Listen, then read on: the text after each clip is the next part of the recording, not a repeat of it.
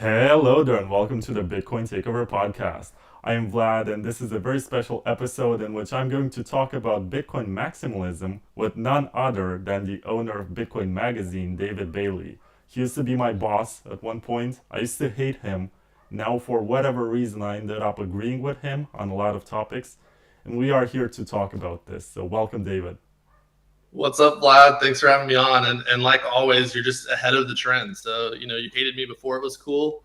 Now we're friends again before it was cool. So there we go. Yeah, so why do you think I hated you? Do you have any idea why I ended up thinking, oh, you're such a horrible human being? This is, I think, the best place for this podcast to start is like hashing out this beef. I'm not sure. I know that there was something to do with you and Flip and some content about hardware wallets, but I don't really know the origin of the beef. But I do know that it inspired you and drove you to create a competing Bitcoin magazine product, which is actually quite great. And just so I know, like Bitcoin Takeover podcast, like we talk about taking over Bitcoin on this podcast, right? That's what this is about. Not really. It's not about taking over Bitcoin, it's about Bitcoin taking over. It's conceptually different. Okay, so tell me the origins of the beef. What was your issue? I felt misused and underpaid and overworked. I was basically a freelancer working full time, not getting enough appreciation for my work, getting the articles that nobody else wanted to write. At the time, Aaron was still working on his book, and it took him another 4 years to publish it. And he wasn't taking all the articles, and I was basically taking whatever he was not interested to write. So that's how it all started. But Got it. eventually, I think I think I found my way, I realized that I think it was useful for myself to fork off and start my own project, focus on it, because I realized, first of all, I've developed my own opinions about what Bitcoin is. And secondly, I realized that people care about my work, even if I'm not working for the largest publication in the space. So psychologically, it's really useful to realize that, yes, I'm really good at this and I can produce something myself. Yeah. Well, dude, I've been following you for many years since you've gone on your own path, and I have much respect for anyone that goes out there and makes something happen and creates something. It's very hard to do, and I feel like overworked and underpaid is probably like the theme of our company across the board. So, I wish I could say things have changed, but we're probably more overworked and more underpaid than ever before. So, uh, but hey, Vlad, I'm glad to be here. I'm glad to be on your podcast. We've come full circle. So, uh, thank you. So we said we're going to talk about Bitcoin maximalism. First of all, what is Bitcoin maximalism? How are we going to define it? So Bitcoin maximalism, there's really kind of two definitions of Bitcoin maximalism that I've seen come to be. I consider myself a Bitcoin maximalist, the kind of the old school variety of Bitcoin maximalism, which is anything that's done in crypto that's valuable will get rebuilt on top of Bitcoin, and Bitcoin will consume all value in the world, and there will be only Bitcoin, and all other cryptos, or at least all other blockchains, will die out to the Bitcoin chain. So that's the old school view. The new school view, which I feel like kind of got started after the Bitcoin standard in like 2020, is like Bitcoin is digital gold. It will only ever be digital gold. And like the store of value use case is the only component of Bitcoin that matters, and none of the other things that can be built on blockchains um, are valuable, and so they're going to go to zero. Yeah, but I want to make a distinction here because I believe that what you described first really is Bitcoin maximalism. Well, what you described in the second part of your argument is just conservatism. It's just a way to preserve what you already have, but you're not maximizing the use cases. You're not maximizing the markets. You're just saying, yeah, this is it. It's like a natural resource. It was created. Some people call it a chemical element, which I think is stupid, but that's another conversation to be had. And they find reasons to define this as a commodity, as something that is not software, as something that is not supposed to compete with anything else. It's a being in and of itself, and that's pretty much it. I always thought that that kind of narrative was like initially just a psyop that we were running, where we were telling that to like politicians and regulators to kind of get them off our back and not worry about Bitcoin. I didn't know that people like actually believed that, uh, literally. And so yeah, I mean, I feel like I've faded crypto a really long time. I still fade crypto, but the crypto is going to zero narrative. There was just so many years in a row that ETH was supposed to go to zero, and it didn't go to zero, and it just kept getting bigger and bigger and bigger and bigger. And I watched Ethereum and all of these other layer ones go from literally no users to tens of millions of users, hundreds of billions of dollars. And I feel like there are some things in the crypto universe that have gotten some sort of traction. We can kind of talk about those if you want to, but I think there are things out there in crypto that have gotten traction, and so I'm very eager to see those things get cannibalized by Bitcoin, and for all those users and all that capital that exists on these other layer ones to be absorbed into the Bitcoin protocol. Well, I very much agree with you. I think that was when Vitalik wrote that article about Bitcoin maximalism, and I don't think he was the first one to use this idiom, but he was the one to make it popular. And at the time, what he was trying to say was a response to a comment on Reddit that someone made and said Counterparty, when it's gonna get improved, is going to integrate all the Ethereum, EVM, and smart contracts and everything you can ever think of. And Ethereum is pointless, and we're gonna build the technology to make every other altcoin pointless. And that was the idea that started this movement. But eventually, it got changed along the way. I'm not gonna say hijacked because I think at this point it's a dog whistle. People are gonna hear that and say, you're getting paid by Roger, blah, blah, blah. Yeah, no, I mean, I do think that there were different moments in time along the journey where, part of the Bitcoin community kind of got peeled off and went in different directions. And so the launch of Ethereum, we lost a lot of solid Bitcoiners to Ethereum who just wanted to build permissionless applications. And then the fork wars happened. And we lost a segment of the community that was really probably considered themselves just like Austrian free market maximalists, to Bitcoin Cash and whatever happened after Bitcoin Cash. And so we've kind of lost part of the community along the way. But there's a pretty big contingent of people, I feel like, that still hold these views. And, they never I considered myself a small blocker during the block size wars.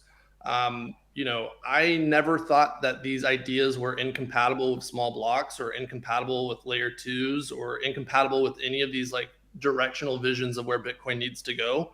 And I kind of walked away from like the block wars saying, okay, well, we've learned that you can't hard fork Bitcoin. Like that's what we learned from this whole experience. So how are we going to build these things without hard forking? And I like some point along the line, that just kind of became, we're never going to build these things because these things are not useful or worth building. And I never signed on to that train. And I don't know how it became such a widespread view. But David, do you believe that everything should be on Bitcoin, that every use case for which there's a market, we should bring that home to Bitcoin? Or do you think that altcoins are just fine and we should designate specific use cases to altcoins? Well, I think that all financial activity, all economic activity at the end of the day is going to want to use the best money, and Bitcoin is the best money. So if you start from that kind of first order thinking that like Bitcoin is the best money, then at the end of the day, people are going to want to use Bitcoin for all of these things. So the question then becomes like, how do we enable that? And so I could foresee a future where, all of these other blockchains, maybe they all become like layer twos for Bitcoin if we can figure out trustless bridging between Bitcoin and these other chains. Or maybe they get completely re-architected on top of Bitcoin. But I think fundamentally, if people want to do those things, they're going to want to use the best money to do those things. So like I do believe in the network effects of money. And I think Bitcoin has won that battle. As long as we don't take certain use cases that people want and cede them to our competitors, we will eventually eat them. Yeah, that's interesting to consider, because right now we're gonna do something that's gonna get me canceled once again. I have this Brave browser and I have this application that's called Ordinal. I hope that the audio works well, even in this environment. So Ordinal was created by my friend Lightrider, and it's a very easy way for you to inscribe ordinals on the Bitcoin blockchain. And you just pick image. I'm not gonna compress this because it actually increases the size. I did some testing before. Vlad, what are you doing? Are you committing a mortal sin right now? Stop, please. No. I'm gonna pollute the time chain, my friend. No! Okay, so what we have here, we have this JPEG that it's 33 kilobytes, and it's gonna be in the next Bitcoin block. And what I have to do is just hit continue. I need a Bitcoin address, and by the way, I'm running Bitcoin Core right now, and I'm gonna fetch this taproot address, which I'm copying from here, and I'm gonna be pasting here. It's directly from my full node. The fees are pretty low. They used to be over 100, and it costs about $510 right now in Bitcoin, with a fee for the service of only $3. So what I'm gonna do right now is basically put this JPEG, and you're gonna ask me, what kind of JPEG is this? And that's a surprise. And I can even pay with Lightning. Look at me. Look at this fancy guy. I'm gonna use Phoenix Wallet. So let me switch to a window where I can actually show what I'm doing here. I can't. So I'm gonna use Phoenix Wallet. I have to go back to here and show. This is Phoenix Wallet, non-custodial Lightning, right? I'm gonna pay with this to get an ordinal inscribed. So I'm going to scan this. And then, my friend, this is for you, guacamole zucchini. I'm gonna hit pay. And there's nothing you can do about it. Oh my god, it even got confirmed. My god. Scandalous. Permissionless money. You love to see it. And now I check the order status. Check status. It's pending. We're gonna take a look at it on an Ordinal Blockchain Explorer. By the way, if you wanna get this, which is just a token, it's nothing scandalous, it's nothing that wasn't done before, it's just a stupid token. If you want to buy this, it costs you 2 Bitcoin during the live stream, or 3.125 Bitcoin, which is an entire block reward after the live stream. So there you go, we're gonna degen and go viral because we are selling this JPEG on the Bitcoin blockchain, which is a use case that cypherpunks envisioned, by the way. It's something that Hal Finney fantasized about in emails, saying, how about we create these cypherpunk cards that we trade, and it's just numbers that we trade with one another. I mean, that was built, and it's on Bitcoin right now. And people are gonna say, no, you're not using it for financial transactions. But if you go back and you study how Bitcoin has been used, starting from Chancellor on the brink of second bailout for banks, which was a message that Satoshi put in the Genesis block, and all the way to WikiLeaks files being embedded in the blockchain when the price was still low. There's a long history of non-monetary transactions, and there's also this guy from University of Miami. I think right now he's the attorney for Crypto.com. His name is Justin Wales, and he also came up with this theory that if you use Bitcoin as free speech and you express ideas, especially political ones, in the Bitcoin blockchain, you're going to make it susceptible to the First Amendment of the US Constitution. And it should be exempt from certain regulations just because it's free speech. So regulate that, my friends. Cool. Dude, I mean, Vlad, I think you can't really say you're punk rock unless you have some sort of group out there trying to actively cancel you. I feel like that's just, that comes with the territory. Of course, but at the same time, you have to realize that this is a legitimate use case. People define this as spam, but they don't know how it really works, right? They don't know it's just the normal Bitcoin transaction which encodes bits of data and puts them inside the block. And there's no real way to filter this, because if you really try to block this sort of transaction, you're only opening up the gates for people to do multi-sigs in which they put even smaller bits of data, and that pollutes, quote unquote, the UTXO set even worse. And it makes you wonder, are you playing a game of whack-a-mole where each time you whack the mole, you're gonna get a much bigger one that you can't actually whack? And is there a market for this? Because that's the more important question. And why are we even here? Are we still libertarians? Do we still like free markets? Or did we turn into dogma pushers, high priests who say, no, it's only moral to use Bitcoin in this way, and the other one is degenerate and you're going to hell for it? Yeah, I mean, I think one thing that I've learned through my experience in Bitcoin is that no one really has any idea what they're talking about. And on a long enough time horizon, almost everyone, literally everyone that I can think of has been wrong about Bitcoin in one form or another. And so I feel like unleashing the power of capitalism is kind of the only way to move forward. And like, I think a lot of these inscriptions are, especially right now, very, very dumb. I will say that for all the people that are like, that's not a monetary transaction. Well, if someone buys that inscription, that is a monetary transaction. So a lot of these ordinals are creating a lot of monetary transactions. But yeah, I could foresee a future where these inscriptions, ordinals, runes, have a utility for the world beyond just degenning and memeing. Like, people like to say they're unregistered securities. I completely buy that. They're unregistered securities. Okay, well, that, like, securities are a useful thing. Stock and equities, those are useful things. And so, if one day I can issue equity as a rune, that would be useful. Maybe there's one day where the SEC doesn't exist anymore, and we need people to be able to create companies and issue equity permissionlessly.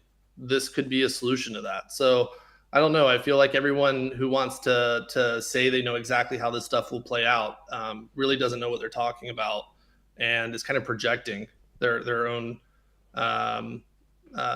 morality onto something that is much more complex. At this point, I just want to ask, is there any other podcast out there that inscribed an ordinal on live stream just like that? Just tick, we did it. Thank you, Giacomo, for hosting my JPEG for free on your node. I'm very happy right now. I'm just thrilled thinking about how this is going to exist on your node. And by the way, it's a picture of you, David, and it has the text David Bailey on top of it. So everyone who's running a node right now is going to host that JPEG. Hell yeah. Hell yeah. I love moving into your nodes, and I thank you for the free rent. It's only 33 kilobytes, and you can have that for 2 Bitcoin during this live stream. Don't forget that. we're gonna degen, we're gonna go viral. If anyone actually buys this, we're gonna go viral. We're gonna make the headlines. We're gonna prove that there's a market for this. I don't know how many degens are watching this, but maybe they're gonna buy it later for 3.125. And we're gonna buy Supras, and we're gonna Okay, let's we're go. you buy a Supra with that one Bitcoin that you get, and then we're gonna flex on everyone who says that this is a scam. Because we have to get into this conversation also. If someone buys this, is it really an affinity scam if it's voluntary and if they believe that just because it has this meme power and they can portray it as a moment in time in Bitcoin's history when something happened? Is it really a scam that they buy this artifact and they want to show the others that they own it? Dude, that's one of the things that I find kind of like most annoying about all the criticisms is like the lack of autonomy they give to the buyers to participate voluntarily in these types of transactions. Like, I have bought a variety of rare sats. Like, I think they're goofy. I think they're kind of cool. I get that they're a complete hallucination. I understand exactly how they work. Yet I'm still buying them. And it's like, uh, how exactly am I being scammed because I choose to participate in something that I think is fun or entertaining? I don't get it. And it's like, I forget who it was in my comments the other day. That's just like, it's literally impossible to buy or sell a rare sat without committing fraud. And it's like, I don't believe that there can be voluntary transactions between people that know how something works, and that by definition is can be fraud. So yeah, I mean, we get a lot of hate at Bitcoin Magazine and at UTXO because we have like an OTC desk where we have buyers and sellers of like low inscription number ordinals. And these are like mostly like Bitcoin OGs that have a deep understanding of how Bitcoin works, how inscriptions work, that they're not actually transferring the ordinal when they buy and sell. That the inscription is just forever static on chain, yet they still want to do it because they think it's fun. And so, yeah, I don't know why you would want to keep someone from using their money as they want to use it. I feel like some of these anti-ordinal people, they should go down to Las Vegas and like stand outside of a casino and just like hold up signs and protest people walking into the casino and be like, don't you know that you're going to lose money in this casino? And like, they should see like what the result would be. Because I bet you every single person would still walk into the casino. Well, I'm not sure if this metaphor of a casino is the most fortunate right now because people are gonna say, "Oh yeah, you just described the shitcoin casino. You're such a scammer, David. You're enabling this to happen. It should only be about one BTC equaling one BTC. You're breaking fungibility by selling one Satoshi for one Bitcoin or whatever. How dare you do this?" It's not like we had color coins before. It's not like there was counterparty before this. It's not like the Omni layer enabled the issuance of a very specific non-Bitcoin asset that has been traded on the Bitcoin blockchain for years. Which asset is that, Vlad? It's something like USDT. I don't know. I hear it's pretty big in Argentina. I was there last November and I tried to pay with my Lightning wallet and they said, "What's that? We don't use this here. Do you have Tether on Tron, Binance Pay, or something else? That's what we take." Well, Vlad, I think you just need to recognize that, USDT has no value and no one will ever use it. And then it makes, sense why we don't want USDT to come to Bitcoin. So, yeah. No, I was thinking about this the other day. RGB protocol. Where does RGB, the name, where does that come from? Well, it must be made by some gamer who likes red, green, and blue. for their video card or whatever. They have these fancy cases and they wanted to bring that to Bitcoin. It can be something else, right? I mean, I don't know. I was just thinking like that seems like colors, I don't know. For some reason I thought maybe it was connected to color coins, but I don't know. No. So if you combine red and green and blue, you get white. So RGB is white supremacy. Okay, that makes sense. I follow now. I follow. That's why people like guacamole, zucchini really like that. No, I mean, dude, I will say real talk, like Giacomo, Luke, some of these guys that are very upset at me for, being okay with people using Bitcoin however they want to use Bitcoin. I do respect them. I do respect things that they've done for Bitcoin. But I don't respect how they want to control how people can use Bitcoin or control what people can find fun or entertaining or valuable for them to do. And probably the most annoying part of like having a media platform, and I feel like Vlad, you've experienced this of late, is like once you have any sort of platform, everyone wants to control how you use that platform. Like they want to take away your ability to have your own independent view of what Bitcoin is, and they want to force you to project their viewpoint and perspective of what Bitcoin is, and it's very obnoxious. Well, I'm gonna go forward and say that this was all your fault because you enjoyed some free articles from these people and you thought they were your friends and you can work with them. And they published on Bitcoin Magazine, and now they think they control Bitcoin Magazine just by virtue of having published something on the website. So, if anything, it's your fault for allowing them to get this illusion of self importance. Well, you're welcome, Luke. You're welcome, Giacomo. I won't say that, I made you who you are, but, definitely, without a doubt, without Bitcoin Magazine, there would be no Luke. Oh, that's interesting. That's a hot take. I like it. So you're saying that without Bitcoin Magazine, there would be no Luke Dash Jr.? Yeah, no, I'm just trolling. I'm just trolling. So there probably wouldn't be any cat JPEGs on chain. So like that would be the real tragedy. Well, cat JPEGs, for all of the controversy, actually enabled some markets to get built. Like, people actually build infrastructure for trading. Don't we like free markets? Don't we want Bitcoin to have more use cases than just hodling? I don't For know. sure. Well, so I think I do think one thing that's going to be very interesting is like opcat and whether opcat actually gets activated.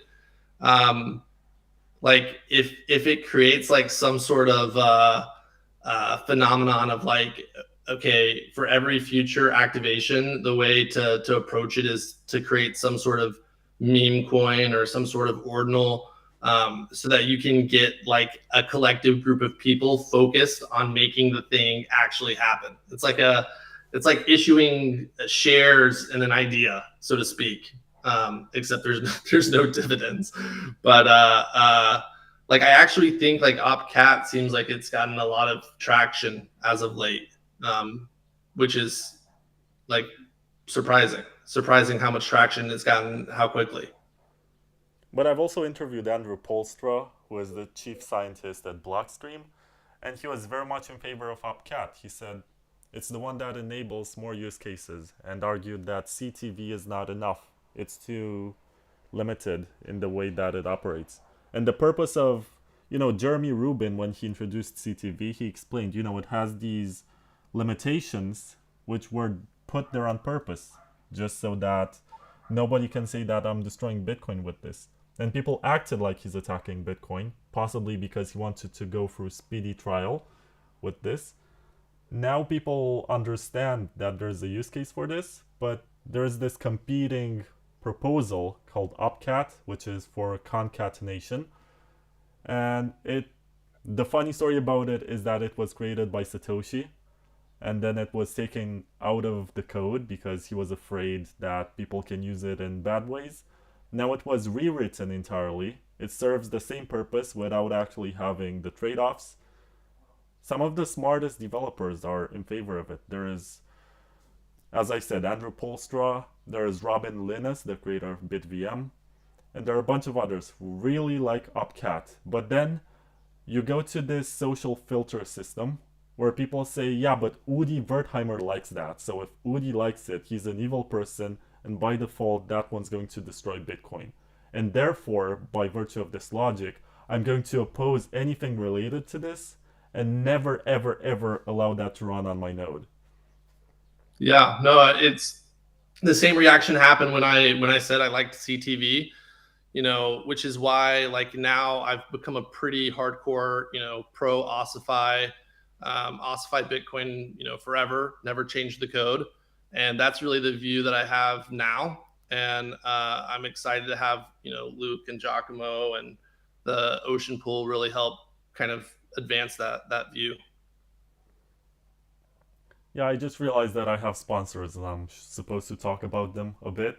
So check out Wasabi Wallet, go to wasabiwallet.io, download the wallet, make your Bitcoin more private.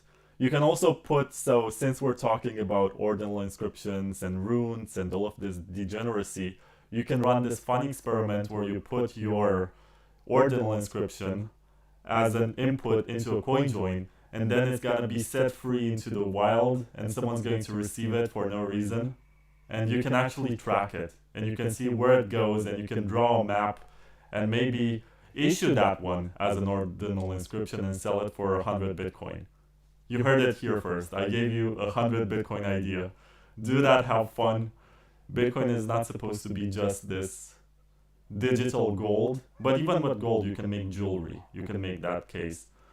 But anyway, Wasabi Wallet is very cool, and if you're afraid that coin joining is gonna end up with you having your coins restricted from exchanges, there's also this buy anything button on top of the wallet, and what that does is to issue an order to a concierge service. You basically tell through a command prompt that is routed through Tor to the other side what you want to buy and where you want it to get delivered. You're gonna pay with your CoinJoin Bitcoin, and then poof, you're gonna have it delivered and everything goes on smoothly. Of course, you pay a premium for that, but that's another problem for another day. So check out Wasabi Wallet at wasabiwallet.io. And thank you, David, for sitting through this ad. What do you think about Wasabi? Dude, anything that advances privacy on Bitcoin, I'm all about. So I also like how Wasabi Wallet takes no prisoners and never backs down. So there's something to be said for that as well. Dude, so I had this idea the other day. I liked your idea of like donating an ordinal into the Wasabi Wallet pool and giving someone a random lottery ticket. I had this idea for runes. I etched a rune on the launch called Fix the Filters. And I had this idea that I want to airdrop all the Fix the Filters runes to all the payout addresses on Ocean Pool, because like they publish the address of each of the hashers, and a lot of them are compatible addresses to send to. So I thought like maybe we should do an airdrop to all of the Ocean Pool miners, and we kind of take a snapshot at some point in time in the future, so that way there's time for people to join Ocean Pool if they want to get in on this airdrop, and we try to incentivize a bunch of people to join Ocean Pool. What do you think of that idea? Sounds like fun. It's exactly the type of attack. I think something similar was done by the Ethereum people with Tornado Cash when they started airdropping coins from the mixer to celebrities and famous people who otherwise would not care about this. But it was a way to show that this is permissionless. This is a protocol that you can use to transact. And it doesn't mean just because you use a tool that's open source, it doesn't mean that you're doing something evil. There are some legit use cases for this. It can be used for fun. It can be used just because you want to use it like this and you can afford it. And yeah, what can I say? It's a fun idea. I mean, you're making me want to mine with Ocean just to get that airdrop. Yeah, we got to unlock the power of irony. Yeah, no, I feel like generally speaking, another thing that really frustrates me about Bitcoin is like people pretending that Bitcoin works a certain way when it actually doesn't work that way. And so, people like listening to the stream, like us saying, "Hey, we're gonna airdrop some runes to Ocean Pool," are like, "Okay, y'all are having a joke at the expense of all of these people that have fees that they're having to pay on chain." And the reality is that this was always the way that Bitcoin worked. The person who's willing to pay the most in fees is going to have their transactions clear, and it's going to price out whoever can afford to pay that amount in fees.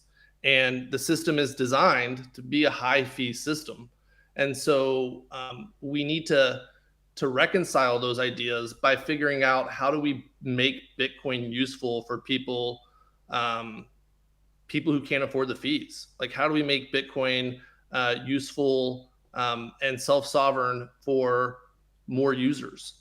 And instead of focusing on that question, which is the question, that's the only relevant question to ask and for people to be looking for an answer for. Instead, it's like, how do we shame people into not using Bitcoin for certain types of transactions? And that's how we'll bring the fees down. And it's very frustrating because it's just like, there's a real conversation that needs to happen, and rather than deal with like real solutions to like the real designs of Bitcoin, they'd rather deal with uh, uh, fake solutions for a system, describing a system that doesn't even work as they describe it. So yeah, I don't know how we like advance the conversations. The only way I think like the conversation can keep moving is if the fees get so high that it becomes a necessity for people to like solve this problem. Like, that's the only way I feel like the conversation drives forward. Otherwise, we're just stuck in this like dead end that we've been in for a while. Well, some people say that you should not mess with the money and it should be boring and stuff like that. And I'm looking at our inscription right now and it was not mined yet. It makes you wonder, shouldn't we use a separate chain that has like 15-second blocks instead of 10-minute blocks and is designed for this sort of degeneracy? Or do you think that the permanence of Bitcoin has a very special kind of value and people are gonna look back to this moment and remember that something memorable happened for how much was it? $500? We had fun. Well, I don't know if anyone's going to remember this podcast in 500 years, but I do know that Ordinal will be around in 500 years. The inscription will be around, and so yeah, I mean, I think the permanence of Bitcoin is sick. It's what makes Bitcoin unique, and I think that I would much rather pay my fees to a hardworking miner somewhere in the world that's actually doing real hard labor to secure the network than pay my fees to an Ethereum co-founder who is just an oligarch staking their ETH to earn more ETH. And I feel like the faster we can deprive these other chains of their fee income, the faster we can bring those other chains down and bring their users and companies that are supporting them back to Bitcoin. Bring it back to Bitcoin. And that's one reason I also really enjoyed your interview with Roger, because I feel like, the Bitcoin Cash, Bitcoin SV civil wars, like, that's over. It's undeniable that Bitcoin Cash lost and Bitcoin SV lost, and they like went on this journey, and they realized the outcome of that journey was folly. And so it's like, let's bring those users back to Bitcoin now. Now, like we're not going to be able to permanently ostracize these people from Bitcoin. I don't even know why we would want to do that. So it's like when you win a war, you have to let the people in the and the country that loses like reassimilate into the society as a whole. Oh, that's a big statement, but I like the part about bringing everything back to Bitcoin. Because not too many people know. There are a lot of newbies who buy into these narratives, but pretty much everything from Filecoin to Ethereum was proposed for Bitcoin. Even stuff for Monero, like the confidential transactions. I'm not sure about the ring signatures, but all of it is on some thread on Bitcoin Talk. And maybe it wasn't good enough for Bitcoin. Maybe we're waiting for a much better proposal. But we do have to understand that in order for Bitcoin to succeed, we need more users. And if we just give up on users and say, oh, they should use this pediment, they should buy ETFs, they should never think about holding their own keys, right? Because this is what it's all about. I don't know, it's defeatist, if you ask me. It's the type of attitude that you have when you don't care anymore. You're rich, you made it, and I'm gonna get canceled for saying this, but if Bitcoin doesn't scale in a way that enables anyone who wants to hold their own keys in a pretty affordable way without custodians, then Bitcoin is just a large pyramid scheme where the sooner you enter, the better the experience is going to be for you. And I don't have all the answers for this. It's just that I don't feel like me, by virtue of having joined Bitcoin much sooner than other people, do I really deserve to have this sovereign experience more than someone who needs it more around the world? It's about morality than it is about markets, and I think it's silly how sometimes we treat block space like a scarce natural resource, instead of just thinking, oh, it's storage and data, and we can scale it somehow. We can make a compromise. Maybe I'm gonna get cancelled for this also, but maybe Bitcoin with 8 megabyte blocks would be just as decentralized.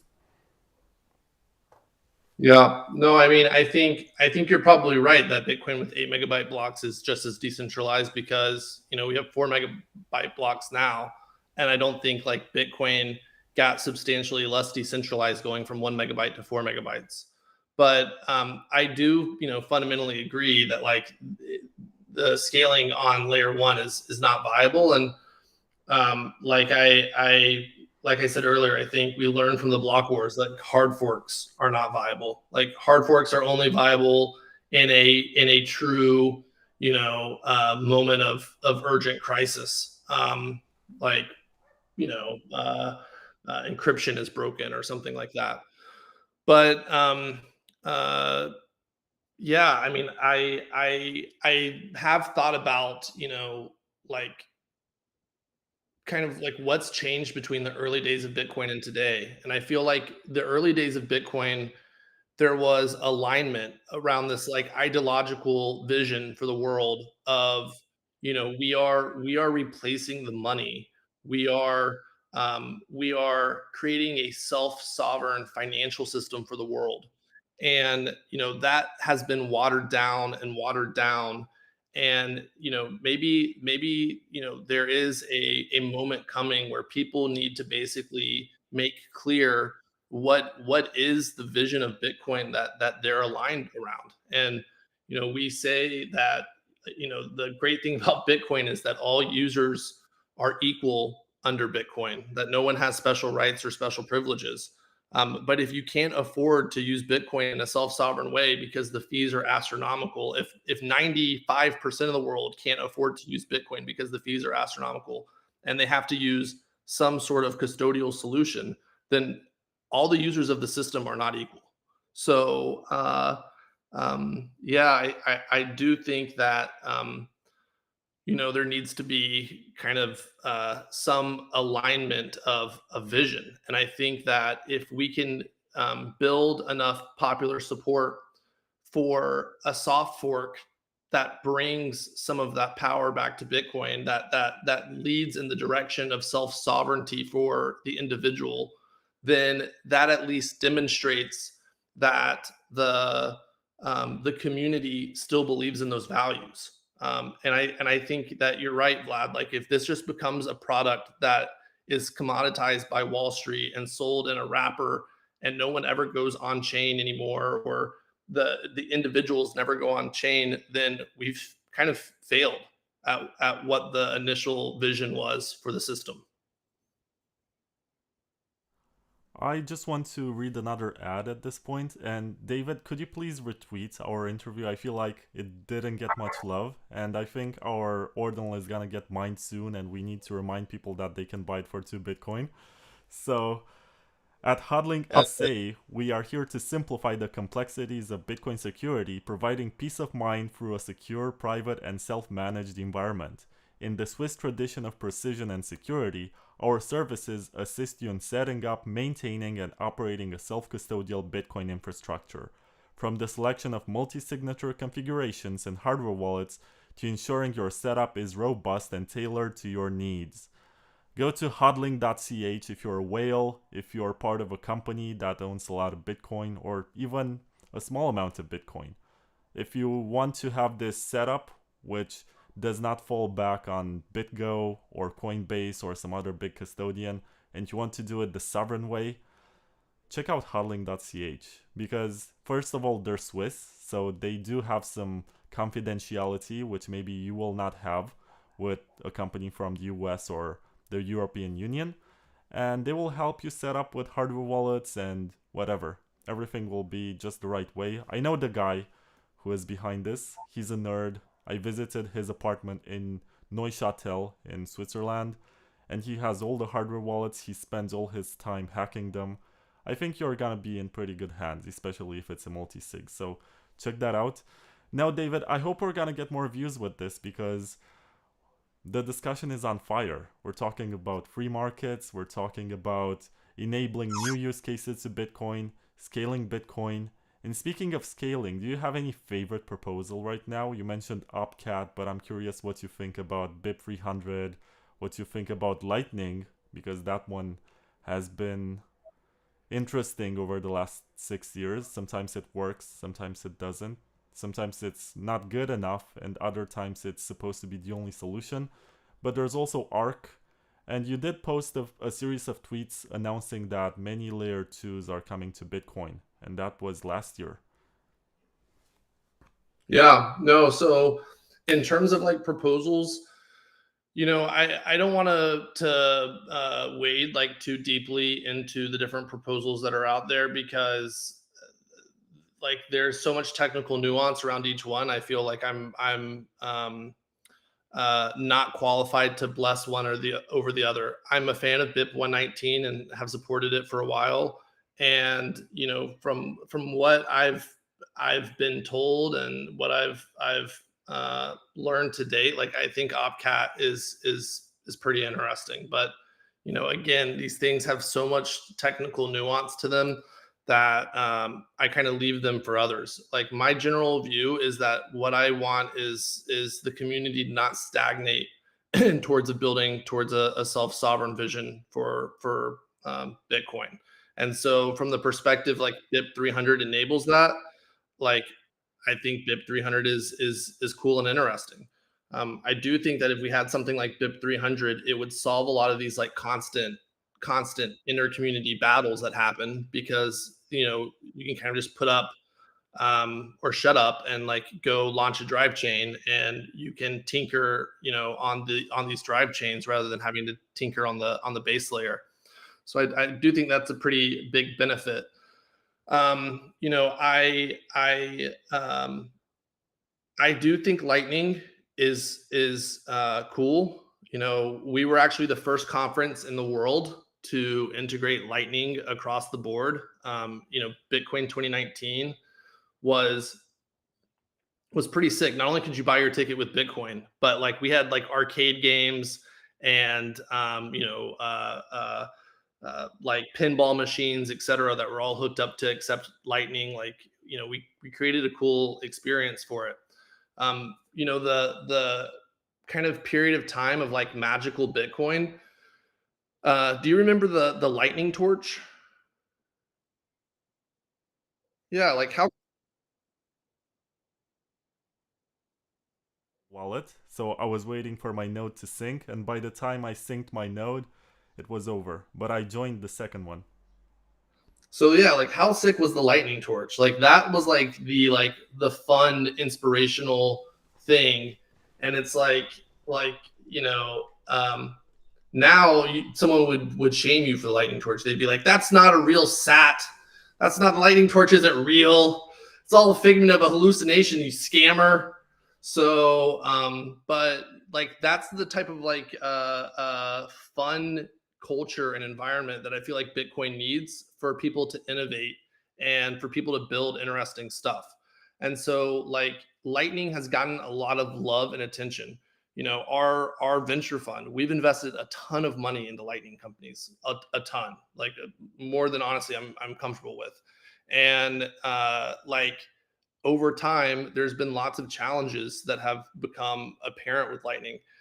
It's always kind of worrisome to me when we host conferences and like I get time to have private discussions with people that are kind of the key critical developers in Lightning or in Bitcoin or whatever, and they express their own concerns about the network and where it's going. Like that's not entirely confidence inspiring.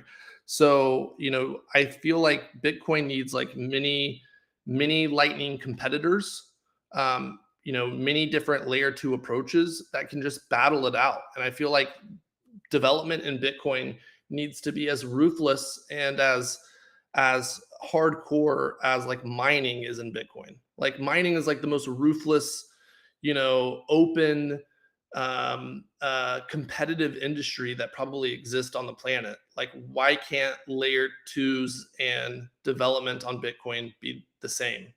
And so yeah, I think we're seeing a lot of approaches come. I think some of these approaches are going to necessitate some sort of soft fork. Some of them won't. BitVM and BitVM 2 is pretty cool.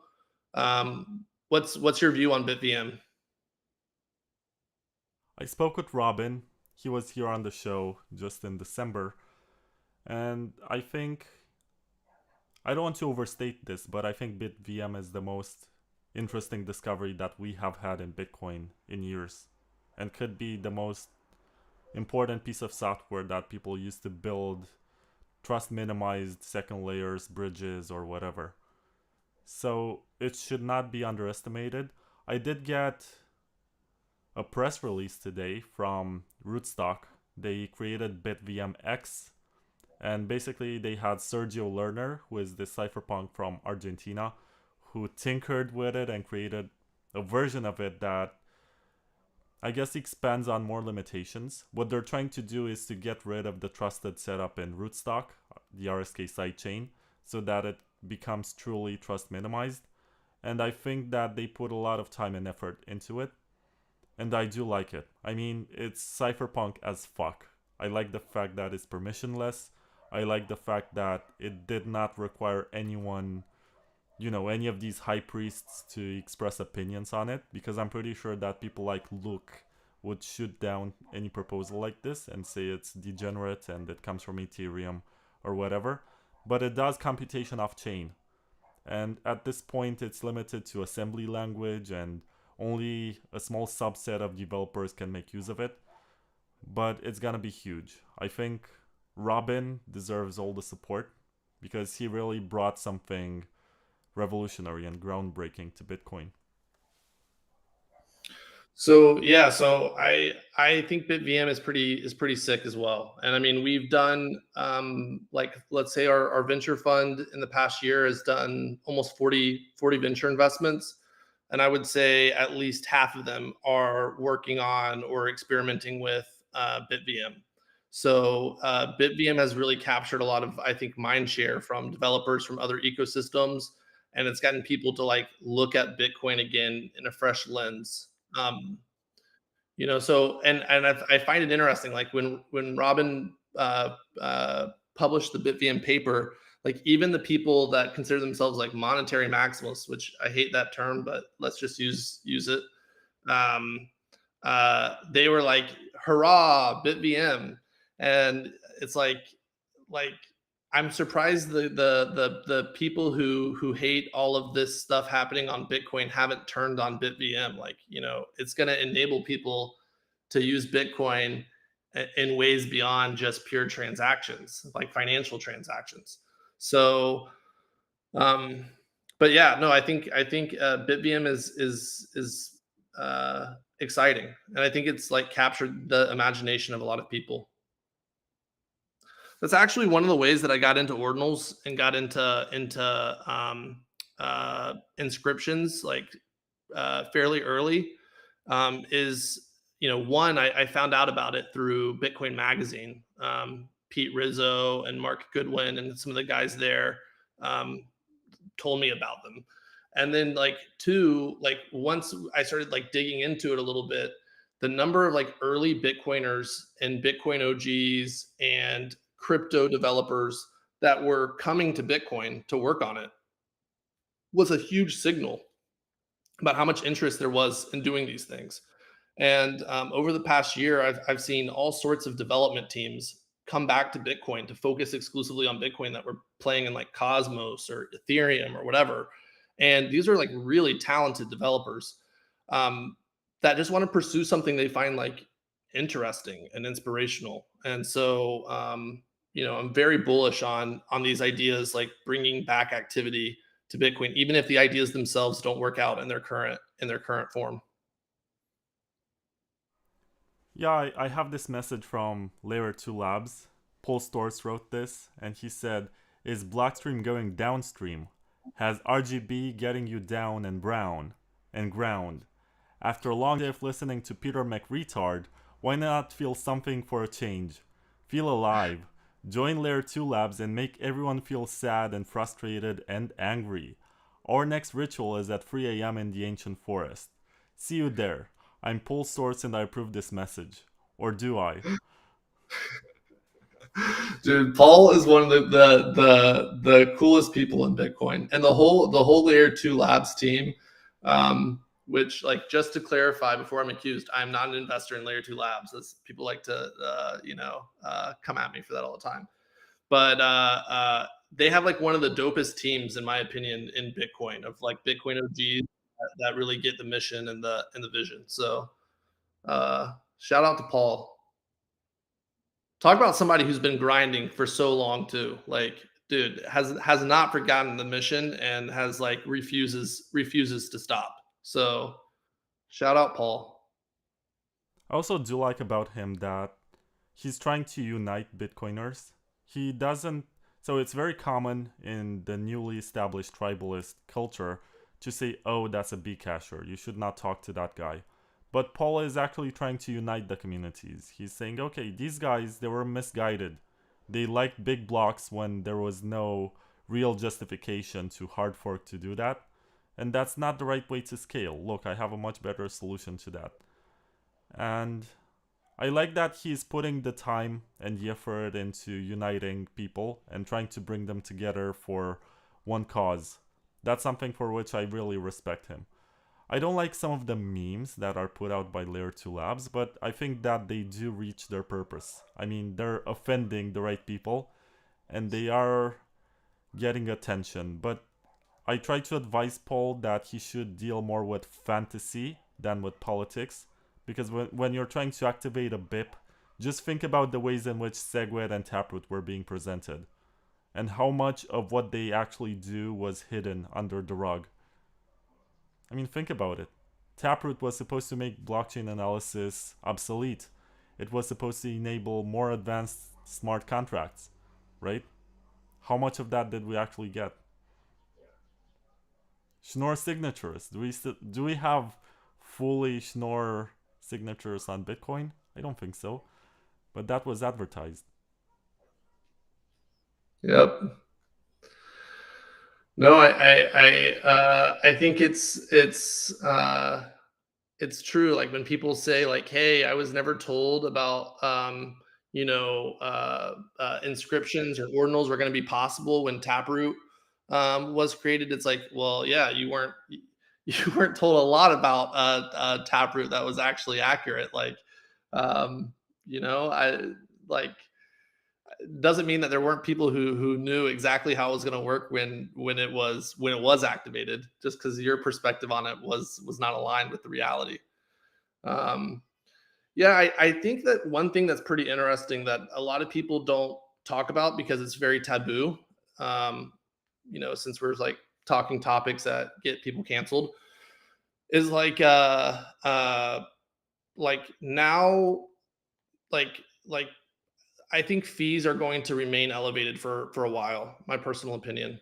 And like now we have a couple different proposals for how to add new functionality to Bitcoin that in theory should help with the scalability. Um, like when one of these is activated, what is the Bitcoin community going to look like on the other side of that? Like what's the culture in Bitcoin going to be on the other side of a soft fork being activated, especially if it's a soft fork that, like, let's say, part of the community like tries to campaign against or reject. Um, like, will it bring about a new um, development culture to exist? And like once like miners are put in the position to activate a soft fork, um, that maybe there's some level of contention around, like how will miners behave going forward from that. And so I don't know. I feel like the community setting up for like a pretty big change, a shift, and I don't know like on the other side of that shift what everything looks like. But not a lot of people spend time talking about it. Like I tweeted this one time and people got all mad that I tweeted it, but like if CTV is activated, then I think on the other side of that activation, Jeremy Rubin is like one of the most influential developers in Bitcoin, and will have a lot of credibility, and a lot of let's say credibility is really the right word. A lot of credibility, and the next thing that Jeremy Rubin decides to work on or contribute to or propose is going to instantly have a lot of attention. And so like we're kind of witnessing maybe a new generation of developers come to the surface that are going to have a pretty big impact on the future direction of Bitcoin. That's like my opinion, but I think it's an important thing. But there is this ongoing character assassination campaign against Jeremy. I think the Blockstream people really don't like him. And I did see a lot of ugly stuff being posted about him. And at first I used to believe it, Oh, this guy's trying to attack the time chain, He's an evil person. He has evil intentions. He's a wacko in his private life. But then you realize, okay, now people agree that CTV is obviously not malevolent and is actually helpful. And people built like the Sapio virtual machine and a lot of interesting stuff that's gonna come along with that soft fork if it happens. And you realize, okay, this guy is actually working in good faith. So why is it that we have this opinion of him? And it seems like, so I don't want to make too many controversial statements in this interview, but for me it seems like Blockstream is more of a political organization than actually a software company, because they did write or finance Segwit and Taproot, but it seems like they're trying to shut down anything that is not coming from them. So for example, there's CTV, not written by Blockstream. They're trying hard to destroy this guy and destroy his reputation in a way that the average pleb who's running a node is not going to like him or support him. And it seems like Blockstream is supporting Upcat, which is funny because there is an intersection between Blockstream on one hand and the Taproot Wizards on the other hand. These guys seem to agree on something, which is odd from the average pleb's point of view. But I don't know, it seems like Blockstream produces more politics and more posting I don't want to get into the whole BCH debate where they say, oh, Blockstream is funded by the Bilderbergs and they funded the censorship of debates during the block size wars. I don't want to get into that, but it does seem like Blockstream does a lot of politics. Yeah. Well, I absolutely respect, Adam and Andrew and a bunch of people at Blockstream. So, you know, I, yeah, nothing but respect for them. But, character assassination is a tool. It's a tool to maintain control. And so, like I think the more people that get character assassinated, the less effective it becomes. So, it's talk about whack-a-mole. It's like it's whack-a-mole of dissenters. And yeah, I think it's also pretty ironic that the same people that character assassinated Jeremy, um, and now admit that CTV isn't that bad, are the same people attempting to character assassinate the next person, or to control what gets activated next. And it's like, y'all were wrong about Jeremy. Like, why haven't you reflected for a second that maybe you're wrong about the next thing?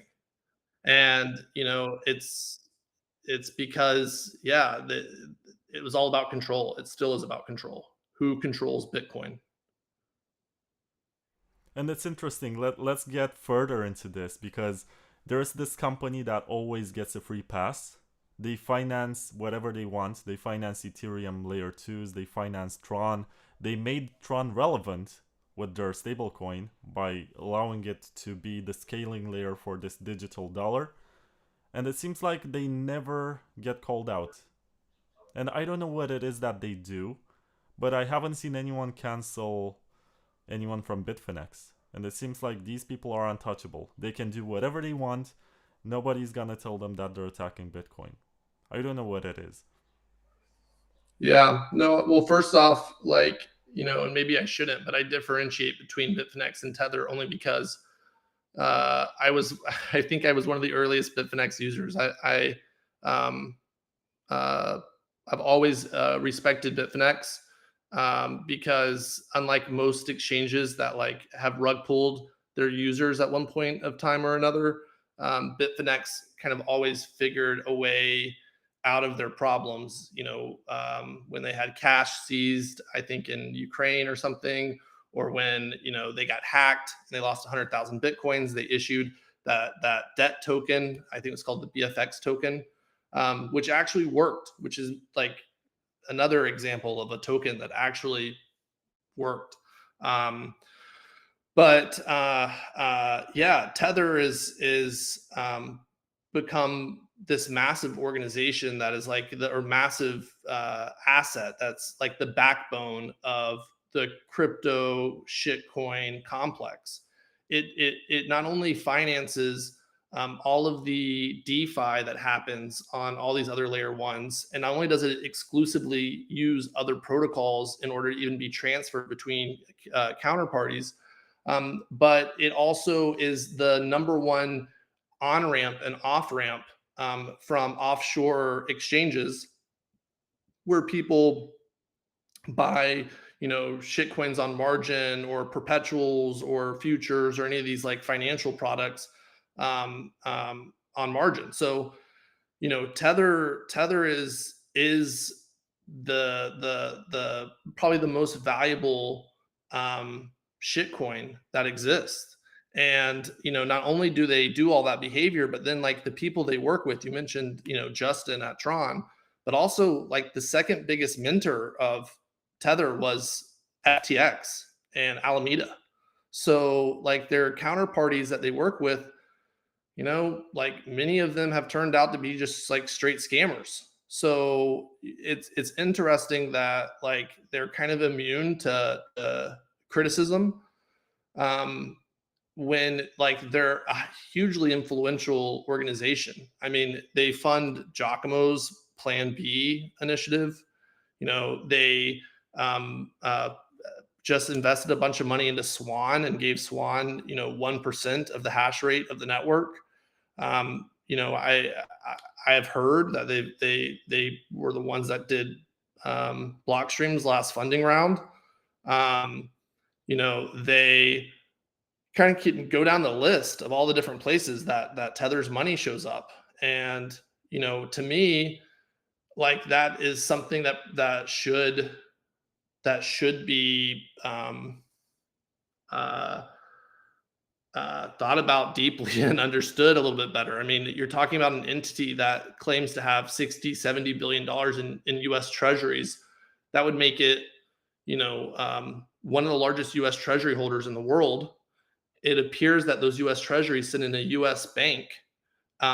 And those are treasuries that could be confiscated by the US government if the government wanted to. And so it does make you wonder, like, how's Tether able to operate with immunity from the US government, unless there is some sort of relationship there? And why are they investing so much money into core critical infrastructure as it relates to Bitcoin?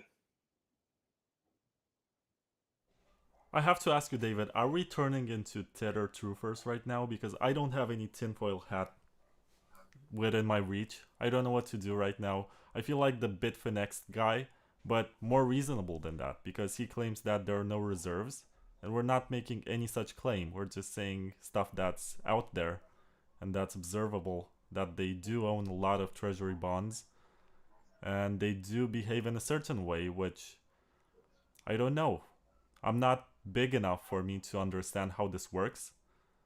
And it seems like every time there was some sort of bank run and USDT got depegged, they were able to somehow make it work once again.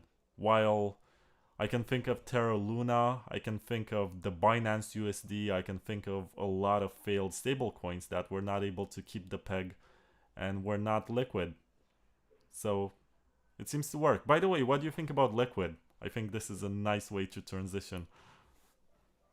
Yeah, so I'm pro liquid. So I hope that liquid can take advantage of the market environment right now to get adoption and users.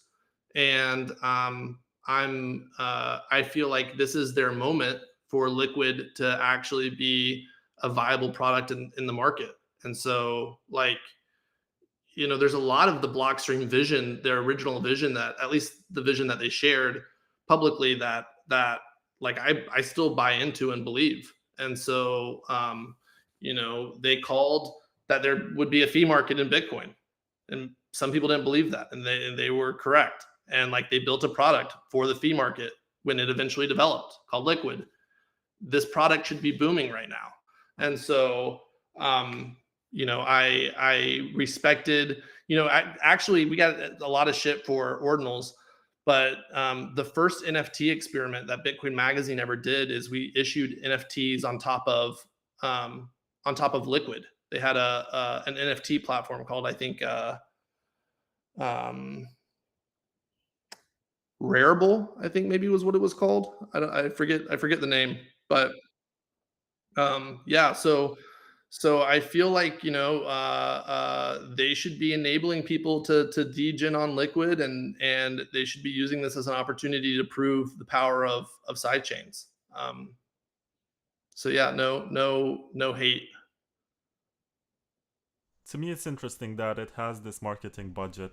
It's so popular among the maximalist circles, but at the same time, it has empty blocks. And for so many years, it got no traction. And it seems like the degens, which are also institutional, by the way, because the purpose of Liquid, the end goal for them is to tokenize Wall Street. That's what they want. They want to be as compliant and as legal as possible in order to be able to deal with these financial institutions that are interested in tokenizing. But it turns out that these financial institutions don't like regulations either. So they would rather use Ethereum, which for better and worse is actually permissionless, and you don't deal with a federation, even though it's debatable with the stakeholders and all of that proof of stake mechanism. But either way, it seems like these institutions would rather use Ethereum than Liquid. And to me, it's interesting. It just proves that we need to create more layers that are trust minimized and actually enable this sort of permissionless transactions. Yeah, well, I mean, it's because the core value proposition of being permissionless for most people is the ability to route around laws and regulations that exist. Like, that's the reason that Bitcoin is like a viable alternative to people's like local currency, because it allows them to route around their local currency into a system, not controlled by their local politicians. So yeah, it's the same with asset issuance. It's the same with secondary markets and who the buyers and sellers are able to be. Like, the cost of regulation is a massive burden, and yeah, they're looking for systems that allow them to route around it. And yeah, I forget what your point was about. Oh, you were saying that the maxis love it. I have found that the maxis, they often love software and solutions that they've never used. So they like to say that they love something even though they've never downloaded it, they've never created an account. It's just it's a good thing for them to signal that they love, even if they've never used it. I think like we could create a fake app right now that we could create like a Twitter account for, and it could say like all the maxi things, and it could like not even have a product. And in a year or two, we could get people being like, "Oh, I love this product. Like, this is what you need to be more like, X, Y, or Z," um, even though it doesn't exist. So that would be a fun psyop for us to do. As someone who works in media, I can also attest to the fact that people pretend to have read a lot of stuff, even if they only read maybe the title. And if they do agree with the title, they're going to associate that with your name and they're going to think that you agree with them. And it's sad because when I first got into this, the Bitcoiners were the smartest people in the room and the shitcoiners were dumb. But it seems like the shitcoiners are much more smart right now and they do understand monetary theory and economics and all of these ideas that a lot of Bitcoiners pretend to have read. They seem to be much more prepared for stuff like this. And also for layers and protocols and the latest discoveries in cryptography. It's sad to see that these people, by virtue of being more open minded, they benefit from it. And there is a stigma in Bitcoin for importing this sort of stuff. Like, I think ZK rollups get a lot of undeserved crap just because they're brought from Ethereum. I see a lot of that, and they say, oh, these are never going to work and they're a bad idea, keep them in Ethereum's yard or whatever. But they do provide an alternative to something that we don't really have. So ZK rollups are supposed to be an alternative to sidechains. And we don't really have real sidechains. I think sidechains are like real free markets or whatever, or real communism. It was never really put into practice because every implementation made some compromises up to this point. But to me, it's interesting, and I think that it's competition that drives up innovation and makes us get much better user experience and helps us scale. But for some reason, you have to you have to get approved by some high priests and get their blessing before you can actually do something and get some traction within the user base. Yeah, no, I saw an interview. I think it was with Giacomo, where Giacomo was saying that he likes ZK rollups, and I think he referred to it as like the Holy Grail or something like that. And so it's interesting. Like everything that happens in crypto is totally worthless, unless you can like extract out very like nuanced, careful conversations, and then we can admit that these things are valuable. The like one of my revelations from the Satoshi emails that came out during like the Craig Wright trial. There are so many people that like revere Satoshi as like a time traveler or an alien or an all-knowing creator of Bitcoin. And I think one of the things that kind of was apparent from those emails is that Satoshi was just a guy. It didn't even seem like it was a group of people. It seemed like it was one person who was just making decisions in a practical fashion in order to get the system to work and start going. Not that every design decision was like perfectly, thought through or perfectly implemented. And so, yeah, I feel like there are lots of ideas that perhaps if Satoshi was rebuilding Bitcoin today, he would give it a second look. I think ZK rollups are super interesting. Yeah, and I also don't get the cult of Satoshi because he was so insecure in these emails. Even when he was presenting Bitcoin to the peer-to-peer foundation, he was talking with Marty Malmi, and he was trying to explain to him that these people may not be on board with such ideas with electronic cash. It's funny because people come up with all of these cult-like theories about what could have been behind the Bitcoin project, but they don't realize that the first implementation had a broken game of poker embedded into it and also had a peer-to-peer marketplace. And Satoshi was having a hard time explaining the purpose of this. I think it took until Silk Road that we actually saw a real use case. Yeah, I mean, it's funny. It's like Satoshi was afraid of being canceled, maybe, but ultimately he still did it. And the first applications, the killer app of Bitcoin that was needed, the first ones were the degen applications. Like I think it's a pretty hard case to make that meme coins on Bitcoin are more scandalous or more immoral than buying and selling drugs online with Bitcoin. So yeah, I again, it's just like Bitcoin is adopted by the people that are most estranged from the system, who have the least alternatives to use, and it's used for whatever they find useful, whether that's like uh, escaping political terrorism, or if that's buying an eighth of weed online, or if that's making a funny meme coin and airdropping it to a bunch of miners on a mining pool. Like it's um, uh, whatever brings happiness to the user paying the fees.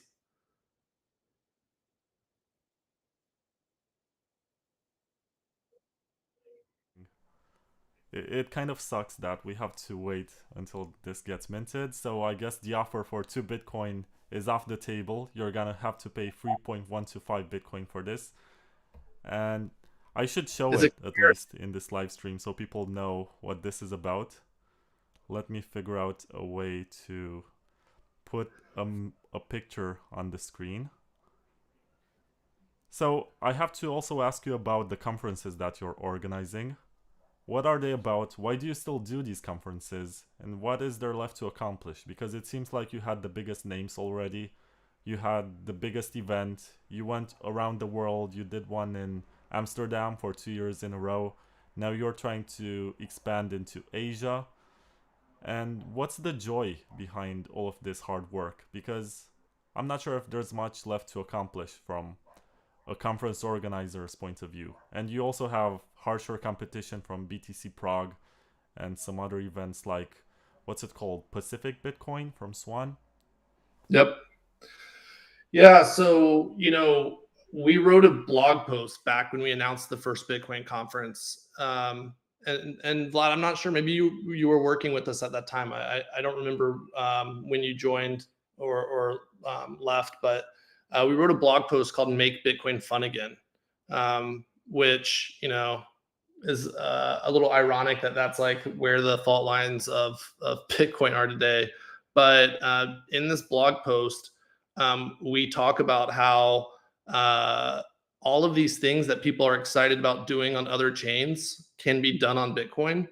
And we're going to build a Bitcoin conference that expands the ideological and intellectual frontiers of Bitcoin, and that the nerdiest, neatest, funniest ideas.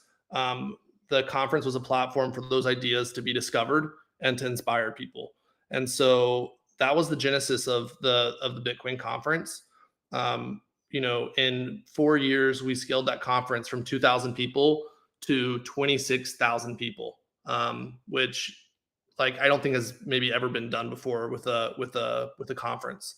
Um, and you know, like we've made a lot of mistakes along the way. That's how we learn, is by making mistakes. But we've built a great product, and like now we're trying to take the product to every international market. So we're doing one in Hong Kong. We're also doing one in Abu Dhabi, in the Middle East, and like we have plans on entering into some other markets as well.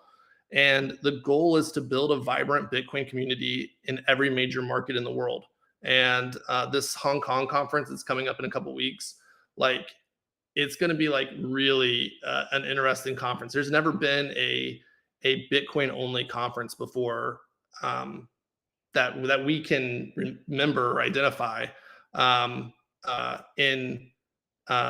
in Asia that's at scale. Like there's been a couple, maybe that's like 100 people or 200 people, but none that are thousands of people. And so, you know, we're we are selling the vision that like Bitcoin is the protocol, to build upon for everyone. And we're letting like all the ideas that are fringe ideas, maybe to some, but are exciting ideas to others, have like a platform and a place. And you know, conferences are stressful. I honestly, every time a conference happens, I like lose at least a year of my life. But like I feel like it's never been more important to have a platform for all of the ideas of Bitcoin to be able to come and have a place and have a voice and be disseminated and be debated. And I feel like a lot of our competitors that are trying to build Bitcoin conferences, they're trying to build like the purest Bitcoin conference possible, where you know, like they can limit the surface area of what Bitcoin is to a large degree, and they can filter out certain voices from the Bitcoin community that they disagree with. And that's like the exact opposite of our ideological view, for the Bitcoin conference. Like the more differing opinions that we can give a home to, the more conversations that we can have around these ideas, the better and stronger the Bitcoin movement gets. Like bad ideas are also learning experiences and opportunities for the community at large. It's important to have those conversations too. And so, yeah, like we feel like no one else is doing exactly what we're trying to do, and we feel like we have to do it. And like the mission of our company is hyperbitcoinization. So we're going to keep doing this until every single person on the planet has 100% of all their money on top of the Bitcoin value chain. So we got a ways to go. I mean, that sounds very cool. And I do have to remark that there's this freedom slash libertarian dimension to the agenda of your conferences. There is always something about Ross Ulbricht, there's always something about Assange, and all of these freedom fighters. So you do insert a little bit of your political ideas into the events. But this year I think it's going to be different or special, or I don't know how I should put it, because there's a large number of people who maybe became famous speaking in San Francisco and Miami and Amsterdam. And right now they're saying they would never participate in any event that you're organizing because you're selling ordinal inscriptions. So how are you going to mitigate the fact that maybe a large chunk of the high priests, who are maybe ticket sellers, or maybe they're not, I don't know, they're not going to come anymore? How are you going to fill in for these people? Are you going to replace them? Do you think they So have replacements because they think they don't? yeah, well, I will say that there are many different people in the Bitcoin community that have opinions that want to be heard. And we're a platform for all those different voices and perspectives. And so if we lose a certain perspective from certain speakers, we'll find different voices that can deliver that same message. Like the Bitcoin, um, uh, uh, the monetary maximalist perspective on Bitcoin, it deserves to have a voice too. It's like, it's not that it should be filtered or censored. Like they should have, they should be a part of the conversation. And fortunately, like, we have a lot of people who are going to be speaking at the conference, bringing that to the table. We take a perspective that there are no burned bridges with us, and so people who are like our biggest critics right now, I hope that in the future, once they see like our vision play out, and once they have an understanding of, you know once they see what our product looks like, that they're going to want to work with us and collaborate. And like, we're here for that when that happens. But yeah, we're not going to compromise the product because people want to bully us, or people want to like boycott us. We get boycotted every year. Like, every year there's a different reason for boycotting us.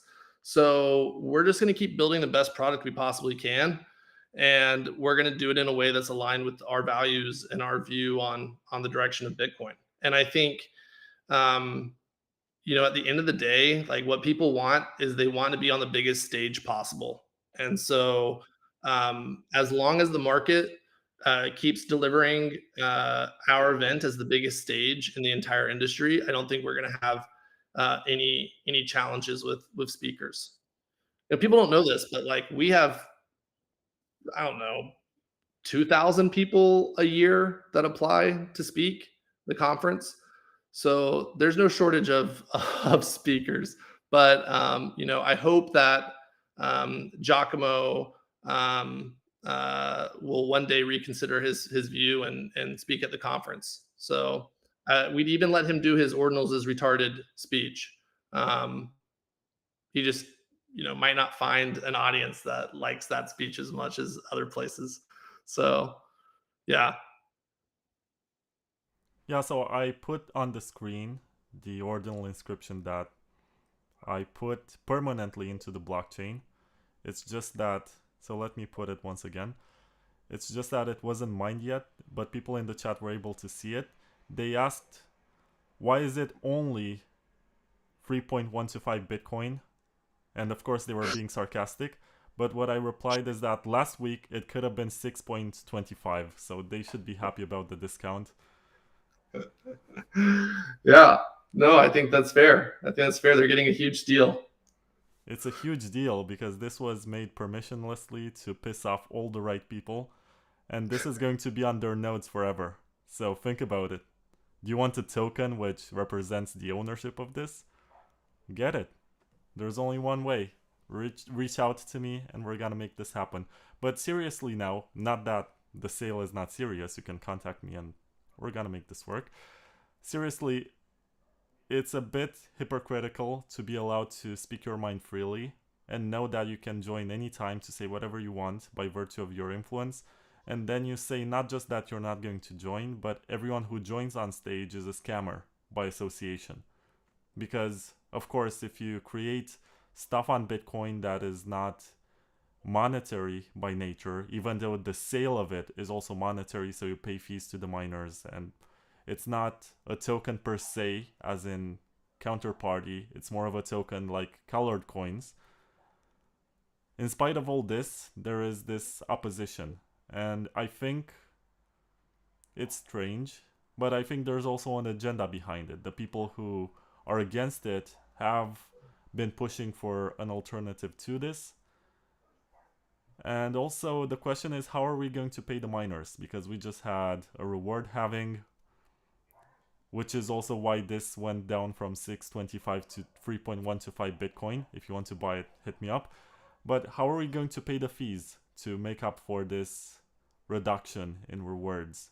And it seems like these ordinal people are much more generous than the hodlers.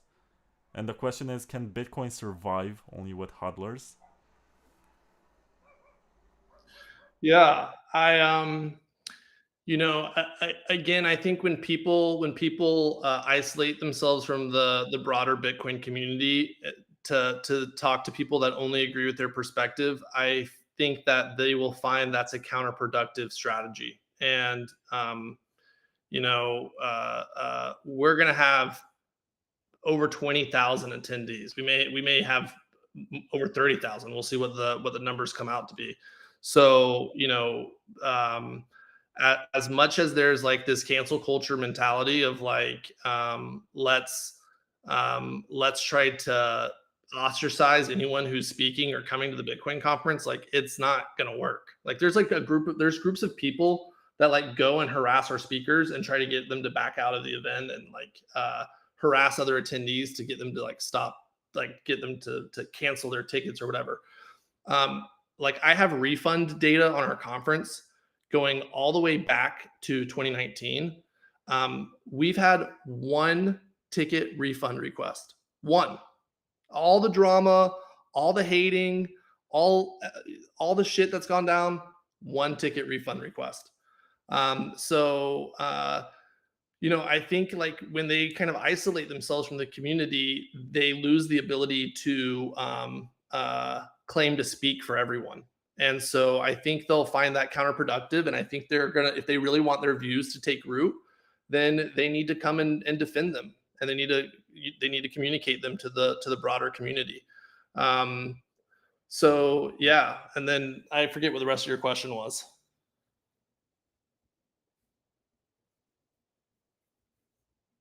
Well, it was more of a commentary on the nature of these events. And I don't know. Are we still libertarians? I think this is the best question that I can ask at this point. Is Bitcoin still a libertarian movement? Or are we captured by the state and we're trying to be as compliant as we can, and we give up on the ability to self custody just to get the number to go up? Well, I can tell you that we're still a libertarian organization, and that the majority of Bitcoin that are held in the world are held by libertarians, and so that should give you um, uh, some sort of solace. Yeah, I mean, I think we have to keep reminding people what the values of Bitcoin are and why they matter. And I think that a lot of people are going to take them for granted, but there will come a time in the future where everyone will remember um, why we created Bitcoin in the first place. That Bitcoin, if we just wanted to create compliance technology, we didn't need to create Bitcoin to do that. It already existed. And to escape the system that came before is fundamentally an act of dissent. And yeah, I think people will be reminded. I think people will be reminded. So um, yeah, this is definitely a libertarian movement, Vlad. Don't lose heart. Freedom maxis for life. Yeah, it's also about freedom of transactions as much as it is about storing value. I don't know why there is this distinction between store of value and medium of exchange, because it was never a clear line. You could always use it either way. But it seems like right now it makes more sense from a technical perspective to use it as a store of value than to transact with it every day. I understand why on-chain transaction doesn't make sense, but also don't understand why we can't double the block size after every halving or something, because this can be useful for people around the world who need to use the main chain to open lightning channels or get on Arc or get on drive chains or whatever it's going to be, and it's going to reduce the costs. And there are two extremes of the spectrum. I think John Carvalho made it very concise in this regard. You have the super big blocks where nobody is able to run a node, so the validation becomes a job for maybe Amazon or Microsoft or whoever owns large infrastructure for servers. And the other extreme is where you can run a node on a Raspberry Pi, but you can't afford to make a transaction. So it begs the question, what's the point of running a node if you can't transact anymore? And it's a bit silly to think of block space as this natural resource that is scarce when the costs of storage and data bandwidth and everything are going to become cheaper over time. No, So I guess it's taboo to talk about hard forking, but there are also ways to increase the block size without a hard fork. We have extension blocks. I think Litecoin does a pretty interesting experiment right now with extension blocks with Mimblewimble. Not too many people talk about that, but I do pay attention to it, and it makes me wonder if we're going to get anything like this. Yeah, so I don't know a ton about what is Litecoin is doing. I really know nothing about what Litecoin is doing. Yeah, I mean, I think it's an absurd position to say that like 1 megabyte block size is the ascribed block size that is the perfect balance between these two extremes. If that's the case, do people really would people really defend the position that if we decrease the block size by 90%, that Bitcoin would be 10 times more secure? Like, who would make that case? Like, I feel like that's obviously foolish, and I think it'd actually be very harmful for Bitcoin if we could only facilitate 20 million transactions a year instead of 200 million. So clearly, there's some balance between the different trade-offs that we're trying to find, and that target should evolve over time as technology evolves and changes. Where I draw the line personally is on hard forks, and so whatever is viable within Nakamoto consensus, I think is something that in time will be explored and implemented. It will have to be. You're much more reasonable when I talk with you like this than you seem to be when people read your tweets and they make assumptions about your beliefs and they say, oh, you're a Bcasher or you're such a large blocker or whatever. It's interesting. Maybe people should listen more to what others have to say as opposed to making assumptions based on 255 characters that are being posted on a website. I don't know. Maybe we went too far with this cancel culture and there's more that we have in common as opposed to our differences. But I don't think anyone involved in these conversations is really trying to destroy Bitcoin. Maybe I'm wrong, but it seems like everyone has their best intentions in mind, even the people who try to filter inscriptions. Good luck filtering this one, by the way. Yeah, yeah, yeah. I totally agree. Totally agree. Like I have yet to meet someone that I thought this person wants to see Bitcoin destroyed, and so I do think that people come to their perspectives for the right reasons, even if I would disagree with how they're where they fall.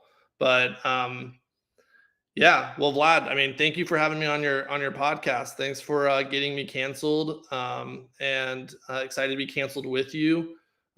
Excited to have this commemorative ordinal for this shared cancel experience. And I hope we can do it again, maybe in Nashville. Maybe, I don't know. And it's not mined yet, but once it gets mined, you can buy it for 3.125 BTC. You get a Bitcoin, David. I get a Bitcoin. The other one gets donated to Ross Ulbricht. So 1.125 goes to Ross Ulbricht. I buy a Supra, you buy a Supra, and Ross gets much better legal defense. Maybe next year, when the president changes in the US, there's going to be much better odds for him to get out. But it's ridiculous. Even if you agree that Ross is a criminal and you agree that he deserves to be in jail, he has been there for 10 years, and there are people with much worse crimes who did much shorter sentences. So we can agree to disagree a lot, but this guy is more useful outside of prison. So thank you, David. Yeah, I'll just say that there's a lot of people working behind the scenes to get Ross's sentence. And I think it will happen. I think there's a very good chance it happens in this next presidency. Yeah. So thank you very much, David. I'm gonna post this everywhere. I hope we get even more canceled. I hope you guys store this JPEG on your node forever. All right, Vlad. Cool. Thanks. Ciao.